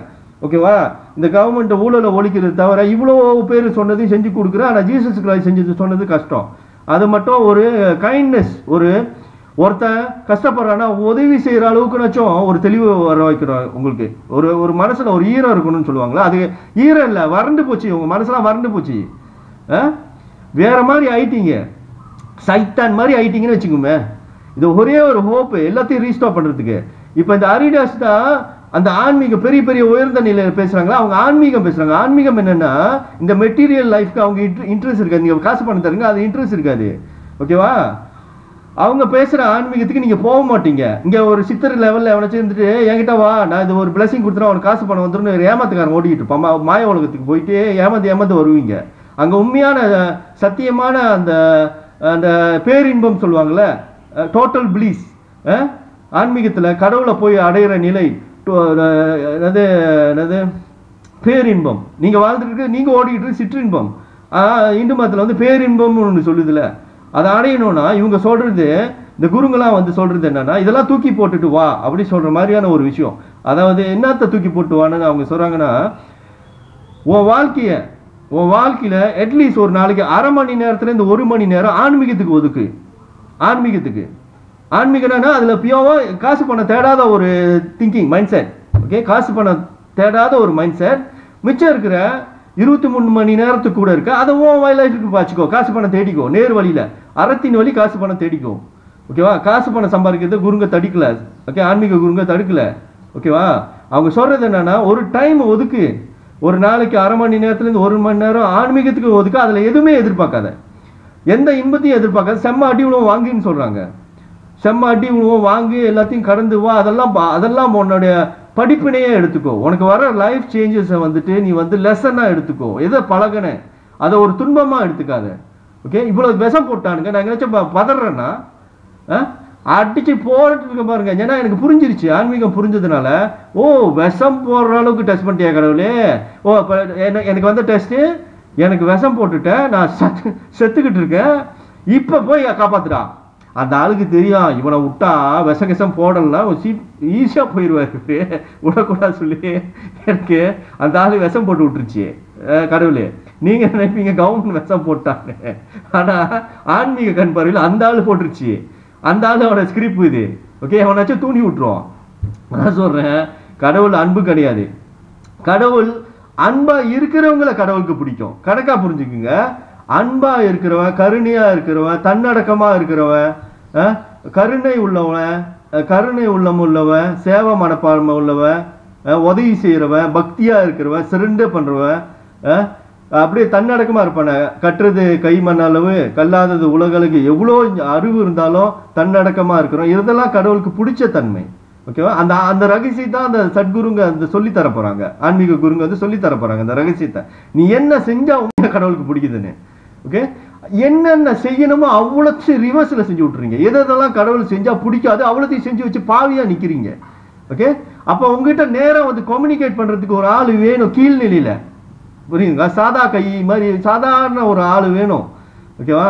அதுக்கு தான் வந்திருக்கிறேன் அரிடாஸ். நான் வந்து ஞானம் அடைஞ்ச குரு இல்லை, நான் வந்து ஒரு அறவேக்காடு. ஓகேவா? ஒரு தருதல, ஆன்மீக தருதல. குரு என்னோட சத்குருவே தலைமறை வாங்கி நிற்கிறேன் பாருங்க உங்களை காப்பாற்றுறதுக்கு. வேலு கவுண்டரோட பேரனோட புத்தி இது, காவல் தெய்வத்தோட தன்மை இது. ஓகேவா? எல்லாரும் நல்லது நினச்சி தான் செய்கிறேன். உங்கள் தலையில் நீங்களே மண்ணு வண்டி போட்டுக்கிறீங்க. இப்போ என்ன மாதிரி ஆள் உருவான அட்வான்டேஜ் என்னன்னா, நான் ஒரு பாலமாக அமைய போகிறேன். அவங்க சொல்கிற மெசேஜ் உங்களுக்கு புரியல. நான் என்ன சொல்கிறேன்னா, உங்களை வாழ்க்கையை நீங்கள் வாழலாம், இப்பயே வாழலாம். சில இந்த தில்லுமுள்ளு பண்ணுறீங்களே, இந்த வெட்டி நியாயம் பேசுறீங்க, இதெல்லாம் தூக்கி போட்டுட்டீங்கன்னா நீங்கள் நல்ல மாதிரி வாழலாம். ஓகே, இந்த வாழ்க்கையை வாழலாம். 23 மணி நேரம் டைம் இருக்கு. மிச்சம் இல்லை, கொஞ்சம் டைமை நீங்கள் ஒதுக்கிட்டீங்க ஆன்மீகத்துக்கு, அங்கேயும் வளரும், பேலன்ஸாக போகும். உங்கள் லைஃப் வந்து பேலன்ஸான லைஃபாக போகும். இப்போ அன்பேலன்ஸ் ஆகுது. இப்போ என்னோட வருத்தம் அதுதான். ஐயோ, இந்த சின்ன விஷயம் புரியாம தானே, இந்த சின்ன அறியாமை இந்த சின்ன விஷயம் புரியாதனால தான் பிள்ளையா வாழ்ந்து இவ்வளோ கஷ்டப்பட்டுட்டு இருக்கானுங்க அப்படின்னு. ஓகே, அதுக்கு தான்டா சொல்கிறேன், என்னை காப்பாற்றி விடுங்கடா. நான் வந்து உங்களுக்கு வந்து உங்களுக்கு தெளிவை கொடுத்து கைட் பண்ணி எடுத்துகிட்டு போகிறேன். உங்களை வழி நடத்த வந்த லீடரா நான், மாஸ்டர் மைண்ட்னு சொன்னேன்டா வீடியோ போட்டு. ஈகோவை காட்டுற நேரம் இல்லைடா. மடைய மாதிரி மண்டையில் உன் தலையில் நீயே மண்ணள்ளி போட்டுக்காத. ஓகேவா? நீ சதி செய்கிறனால, இன்ஃப்ளூயன்ஸ் தான் சதி பண்ணுறதுனால உங்களுக்கு பாவம், பெரிய பாவம் இருக்குது இதில். ஏன்னா இவ்வளோ அப்பாவி மக்கள் நீ தாண்டா குழப்பி விட்ட. நீ குழப்பி விட்டனால தான் இன்னைக்கு டொனேஷன் அப்படி மோசமாக வந்துட்டு இருக்குது. 125 பேரும் அந்த மாதிரி தான் டொனேட் போட்டிருக்கீங்க. டெய்லி அப்டேட் கொடுக்குறோம் பாரு ஃபேஸ்புக் பேஜ். டெய்லி 7 மணிக்கு அப்புறம் வரும். எத்தனை டைம் வரும்? 7 மணிக்கு அப்புறம் நைட்டு எனி டைம் போஸ்ட் வரும், லேட்டஸ்ட் அப்டேட். ஓகே, எத்தனை டொனேஷன் வந்துச்சு, எவ்வளோ அமௌண்ட் வந்துச்சு, எத்தனை பேர் டொனேட் பண்ணியிருக்காங்க, அங்கே தான்டா நீங்கள் அசிங்கப்படுவீங்க. 2 மில்லியன் பேரில் எத்தனை பேர் தான் வேலை செஞ்சுருக்கீங்க. இந்த விஷயம் பரவாமல், ஆளுகிட்ட பரவாமல் இருக்கிறதும் இந்த இன்ஃப்ளூயன்சர் மைனாரிட்டிங்க தான் காரணம். இந்த இன்ஃப்ளூயன்சர் மைனாரிட்டிங்க நினச்சிருந்தானுங்கன்னா எங்கெங்கேயோ என்னென்னமோ வச்சுருக்கிறானுங்க. வாட்ஸ்அப் சேனலே போட்டுட்டு அந்த குழந்தைங்க அங்கேயே விவாதம் பண்ணிக்குது. அதுதான் எனக்கு நியாயம் இல்லை. என்னையை பற்றி பொல்லாங்க பேசிக்கிட்டு இருக்கானுங்க, என்கிட்ட பேச மாட்டாங்க. திகிரியும் இல்லை. ஏன்னா அவங்களுக்கு தெரியும், நேராக புந்தான் வெளுத்து எடுத்துருவானு. அவனுக்கு ஃபாலோவர்ஸ் எல்லாம் குழப்பி பாவத்தை தெடிக்கிறானுங்க. இதுதான் உண்மை கதை. இவ்வளோ பெரிய அற்புதமான லைஃப்பை எடுத்து கொடுக்க போகிறேன். இவ்வளோ பேர் வந்து போதிச்சதை சிம்பிளாக எடுத்து அப்கிரேட் பண்ணி கொடுக்க போகிறேன். இப்போ கிறிஸ்டின் சொன்னதெல்லாம் அப்கிரேட் பண்ணி கொடுக்க போகிறேன். கடைசியில் வேலாத தர்மம் உடனே வென்றுடும். இந்த புத்தர் சொன்னது தலைகீழே நடந்திருக்கு, அதை ரிவர்ஸ் ஆக்கி ரீஸ்டாப் பண்ணி கொடுத்துருவேன். ஒன்றே ஒன்று தான், ஜீசஸ் கிரைஸ்ட் சொன்னது மட்டும்தான் கஷ்டம். அவ்வளோ பெரிய அன்பு வர வைக்க முடியாது. அவ்வளோ பெரிய அன்பை வர வைக்கிறது ரொம்ப கஷ்டம். ஓகேவா? இப்போ ஜீசஸ் கிரைஸ்டுக்கு நடந்த மாதிரி எனக்கு நடக்க போகுதுன்னு நினைக்கிறேன். நான் மண்டையை போட போகிறேன். மண்டையை போடுறப்போ ஜீசஸ் கிரைஸ்ட் வந்து சிலுவையில் அடிச்சுட்டு வழியில் துடிச்சிக்கிட்டு இருக்கிறப்போ அவர் கடவுளை பார்த்து கேட்குறாரு, எனக்கு ஏன் இந்த நிலைமைன்னு ஒரு கேள்வி கேட்குறாரு. ஆனால் கேட்ட மனுஷன் அவர் ஒரு 3 விஷயம் சொன்னார், 2 விஷயம் சொன்னாரா, ஒன்று மறந்துட்டேன். இன்னொன்று என்னன்னா, இந்த மக்கள்லாம் அறியாமையில செஞ்சிருக்கிறாங்க, மன்னிச்சிரு. அப்பயும் அவனுக்கு பாவத்துக்கு போராடி தான் அவனுக்கு திருந்தாதனால தான் இவர் வந்து இப்படி ஆயிடுச்சு. அந்த கர்மா இவரு மேல வந்து நின்றுக்குச்சு. ஏன்னா பாவிகளை போய் காப்பாற்ற பார்க்குறாருல, பாவத்தையே எடுக்கிறாரு. அப்ப எடுக்கிறப்போ அந்த வேலையை செஞ்சு விட்டுருச்சு. அதோட வேட்டேஜ் தான். அவர் கேட்டாரு, எனக்கு ஏன் இந்த நிலைமை, அதுதான் பதில். நீ போயிட்டு அவன் செஞ்ச பாவத்தை நீ எடுத்துக்கிற, நான் அதை செய்ய மாட்டேன்டா சாமி. நான் ஹியூமன் ரைட் ஆக்டிவிஸ்ட். பாவம் நான் என்ன சொல்றேன் கரெக்டா, அந்த நாய் பாவம் செஞ்சா அடின்னு அடி கடவுளே, அதுதான் சொல்றேன். இந்த நான் ரீஸ்டாப் பண்ணிட்டேன்னா, இந்த புத்தர் சொன்னதை ரீஸ்டாப் பண்ணதான் அந்த சிஸ்டம் வரும். கடைசியா நம்ம கவர்மெண்ட் ஃபோன் பண்ணி அந்த கிரேட் கவர்மெண்ட் வந்துருச்சுன்னா சிஸ்டம் ரீஸ்டாப் பண்ணி கர்மா லாவே திருப்பி விட்டானுங்க. கடவுள் படிச்ச கர்மா லாவே பிள்ளையா வேலை செஞ்சுட்டு இருக்கு இந்த ஊழல் பண்ற அரசியல்வாதிகள் திருப்பி விட்டானுங்க. அதை போய் நான் சரி பண்ணி விட்டுட்டேன்னா என்ன நடக்கணும், கட்டவனுக்குலாம் உடனே தண்டனை கிடைக்கும், தப்பு செஞ்சவனுக்கு பாதிக்கப்பட்டவங்களுக்கு உடனே நியாயம் கிடைக்கும். ஓகேவா? எவ்வளோ அதுதான் சொல்றேன், சொர்க்கம் மாதிரி இருக்காதா அப்படின்னா வாழ்றதுக்கு? இந்த மாதிரி நியாயமா எடுத்துட்டு போனா சொர்க்கம் மாதிரி இருக்காதா? அப்போ கூம்பட்டைங்க மாதிரி வேலை செஞ்சுட்டு வெட்டி நியாயம் பேசி நீ சாவடிக்க போறீங்க இப்போ.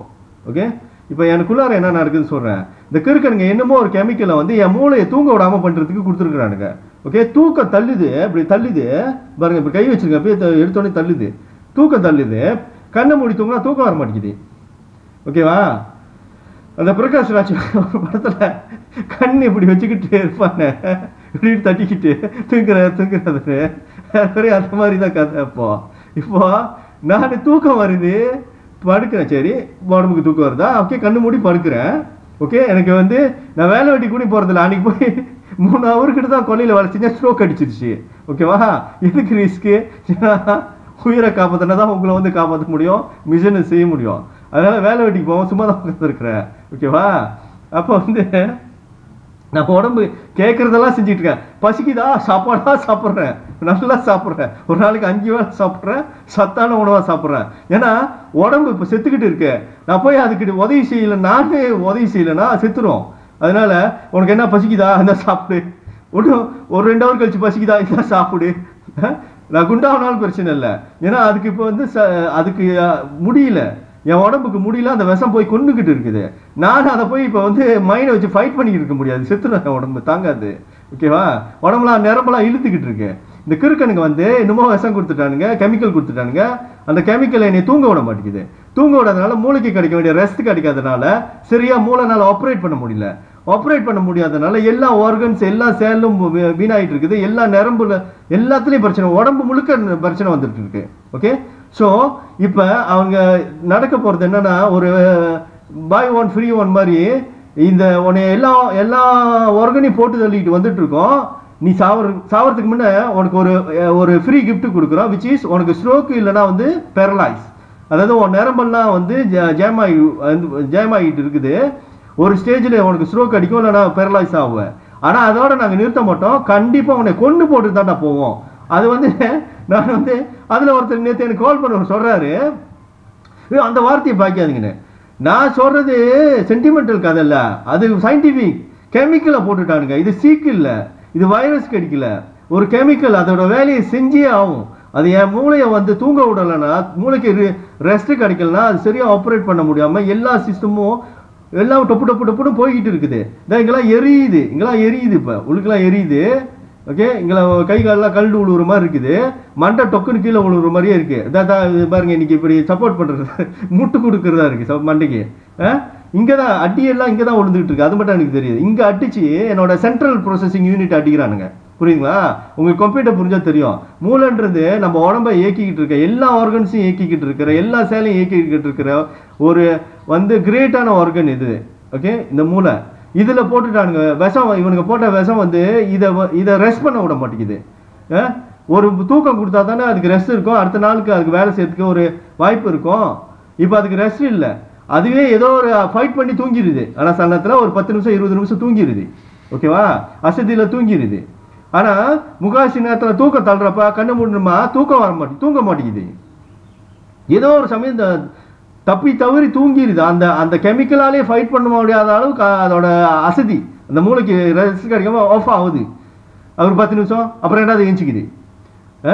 உங்களுக்கு உதவி செய்ய வந்தவன் இவ்வளோ பாடுபட்டுக்கிட்டு இருக்க, நீங்கள் அங்கே வந்து லேப்பில் வச்சுருக்க டெஸ்ட் பண்ணுற எலி மாதிரி என்னை பண்ணிக்கிட்டு இருக்கீங்க. இது நியாயமா கேட்குறேன்? உங்களோட அறியாமனாலே, உங்களோட வெட்டி நியாயம், மயிர் நியாயத்தினால வர வேணாம் இதெல்லாம்.